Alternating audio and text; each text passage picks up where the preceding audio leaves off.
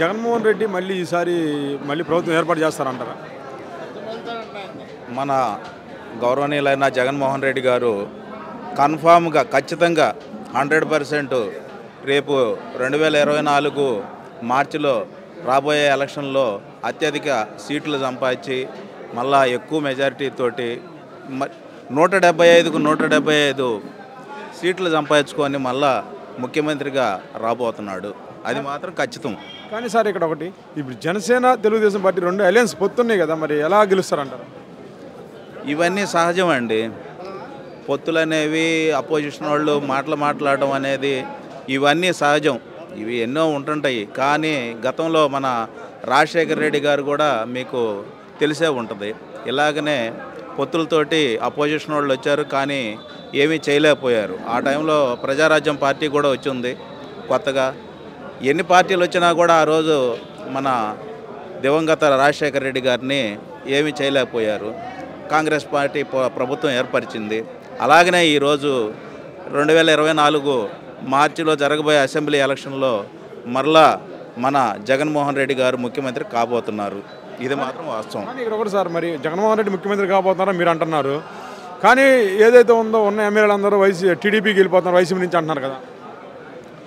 అంటే అది చెప్పారు కదండి, ఇప్పుడు ఇది సహజం. ఇది ఎందుకంటే నేను గడిచిన సపోజ్ నేనే ఉన్నాను, గడిచిన ఈ 4.5 ఏళ్లలో సక్రంగా నేను వర్క్ చేయలేదనుకోండి పార్టీ ద్వారాగా, పార్టీ మన జగన్మోహన్ రెడ్డి గారు చెప్పిన ఏవైతే ఉన్నాయో నవరత్నాలు కానీ ఇంకా వెల్ఫేర్ సంబంధించి ఏమైనా ఉన్నాయో అవి ప్రజల్లో తీసుకెళ్ళి ప్రజలలో ఎప్పుడు 24 గంటలు ఉంటూ సేవ చేసిన వాళ్ళకే మన జగన్మోహన్ రెడ్డి గారు సీట్ ఇవ్వబోతున్నారు.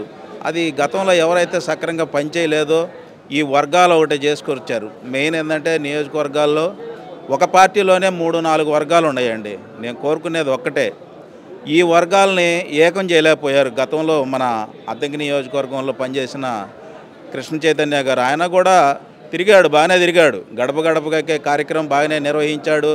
ప్రజల్లోకి డైలీ వెళ్తానే ఉన్నాడు. ఉదయం 7 గంటల నుంచి సాయంత్రం 8 గంటల వరకు కూడా ప్రజల్లో తిరిగాడు. కానీ ఒక్కటి గమనించలేదు, వర్గ రాజకీయాలు అయిపోయినాయి. ప్రతి గ్రామంలో కూడా వర్గాలు అయిపోయినాయి. సపోజ్ నేనే ఉన్నా బొడువానిపాలెం గ్రామ పంచాయతీ సర్పంచ్ని, కోరసపాడు మండలం. నా గ్రామంలోనే రెడ్డి గారికి నాయుళ్ళకి అనేది ఒక 2 వర్గాలు ఉన్నాయి. ఈ 2 వర్గాలను కూడా ఆ రోజు ఏకం చేసి మాట్లాడి ఒక తాటి మీద పెట్టలేకపోయాడు. అయినా కూడా మేము మా గ్రామంలో 178 ఓట్లు మెజారిటీ తీసుకొచ్చాము వైఎస్ఆర్సీపీకి. ఈరోజు కూడా అలాగనే ముందుకెళ్తాము. మన ఇప్పుడు వచ్చిన గౌరవనీయులైన పానెం హనుమిరెడ్డి గారిని ఒకటే నేను కోరుకునేది, ప్రతి గ్రామంలో కూడా వర్గాలు ఉన్నాయండి.